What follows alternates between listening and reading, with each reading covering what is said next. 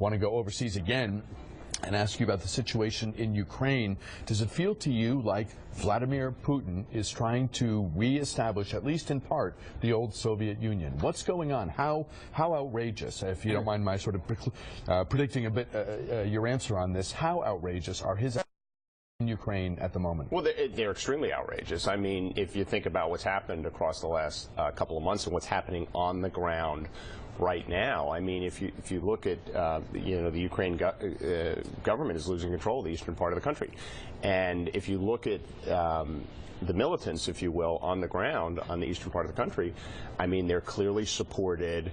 These are not kind of random incidents. I mean, they're shooting down helicopters. I mean, this is a pretty sophisticated operation. And so I think we really need, I mean, I think sanctions need to be tougher. I think we need to be doing more to support the government there, because it's clear what's happening and what Putin's doing. Does the president suffer from talking bigger than he acts? That's the rap now at the moment. You know, listen, I don't think so. I mean, you know, look, this has unfolded pretty quickly, and we're responding you know, in an appropriate and I think measured way. I do think it's time to ramp up sanctions. I think the fact that this economic conference that is going on in St. Petersburg is being kind of boycotted by so many American companies is a very strong sign, and I think the administration was obviously behind that, and I think that's an incredibly strong sign. I think greater sanctions, intensity around the sanctions, greater international focus on this, I think is incredibly important. I mean, we have to kind of set the context so that if this continues, that Russia will be isolated in the world. And that'll have serious consequences to that country. And that's the message we have to be delivering. Other nations, it would appear, have reason to be nervous. And there's admittedly some unique architecture here because so many people in eastern Ukraine identify with Russia. That's right. It's hard for the outside world to get between people who have a Russian allegiance and Russia itself. Still, there have to be other countries in the neighborhood, so to speak, who look at success here will only embolden. Exactly, which is why what we ought to also be doing is focusing on NATO and strengthening NATO and strengthening the resources around NATO. And I think that's an important conversation for us to be having in the context of what's going on here, and I think that does get to the defense budget, and I think we need to make sure we have significant resources allocated to that. I mean, as we think about the defense budget and the defense capabilities we need in the future, this is a reminder that some of the legacy issues that we were prepared for may not be as kind of in our past as we thought they were. So I think you need a couple of different strategies. You need an economic sanction, isolate them from the world strategy, and you need to support our allies on the quote, you know, that are proximate to what's going on in that part of the world. To the phones, as promised, let's begin on line 3. Rita in Northeast has a question, and Rita, we welcome you to the conversation. Go ahead, please. Well, thank you so much for having me on greenrita.com. I think that there's several strategies that require legislation, and, you know, there's certainly many more, but things that come to my mind initially. Consider legislating or requiring businesses to telecommute as many people as possible in order to reduce the carbon footprint and not have so many people out on the road, and to reduce the cost, of course, of maintaining the roads and expanding the roads. As well, I noticed that when I go for walks, the parks and the people that manage parks are making decisions to put down grass that requires mowing, that requires these gas-driven mowers, and I know that it's a far stretch to ask these manufacturers just to switch their tooling, to retool to... but there are clearly, let me jump in only because the clock is starting to work against us a bit, Rita. There are clearly steps all of us can take as individuals.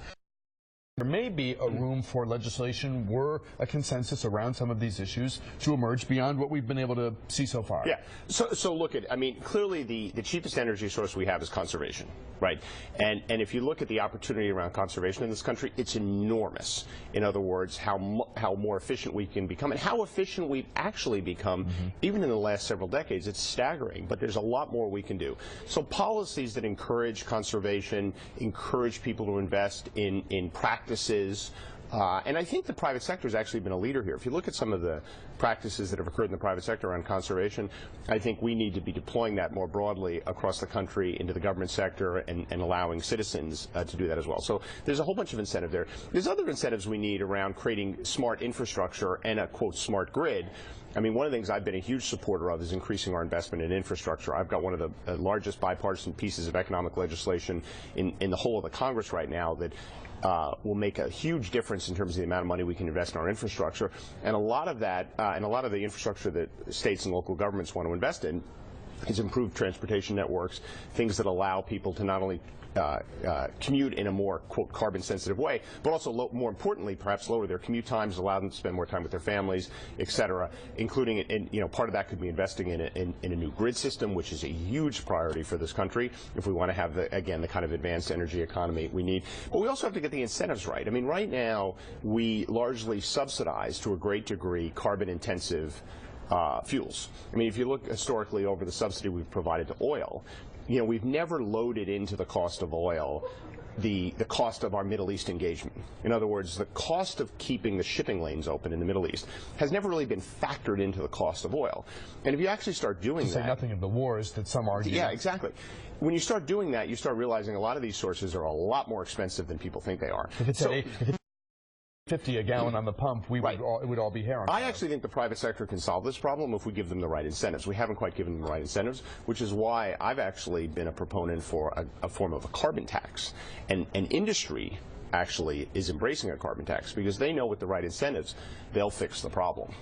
So, I think Reed is touching on some good points that we need to do locally, but, you need an integrated approach. You need local, you need federal policy all working against it. You mentioned infrastructure. Are we coming up to a crunch moment when it comes to and you think about just the driving we're all doing right now, or the biking or whatever, on roads that are amazingly bad because this is a pothole season we're going to be remembering. I mean, every pothole season has its impact. This one is bad, and I want you to sort of tie this into the issue right now with the Highway Trust Fund. So there's a crisis coming up that I think Americans will understand in many ways more than even the crises we've had the last couple of years, which is the Highway Trust Fund will run out of money the end of this summer into September.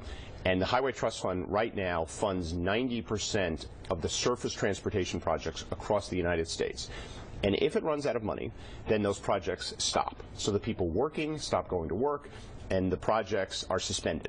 And I think the American people will see that, they'll understand what's happening, and they'll be very, very upset.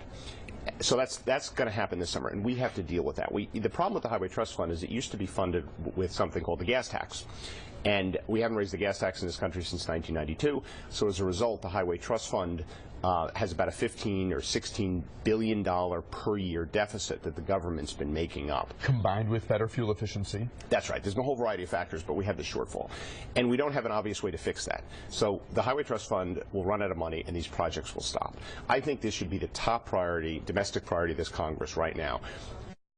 I have a solution, and I had an opinion piece about it in the Washington Post this weekend, because I have a very large bill that creates a new infrastructure financing capability, $750 billion infrastructure fund, without the government putting any money in. And the way we fund it is by giving U.S. corporations an incentive to bring some of the $2 trillion they have sitting overseas back to the United States, provided they put some of that money in infrastructure. It's incredibly bipartisan. We have 31 House Republicans, 31 House Democrats. We've got a half a dozen senators on each side of the aisle in the Senate. And again, it's the most significant piece of bipartisan economic legislation in the Congress. We should take that framework and not only fund the infrastructure financing vehicle we're proposing to create, but expand it, use more of the overseas cash, and pre-fund the Highway Trust Fund for 6 years.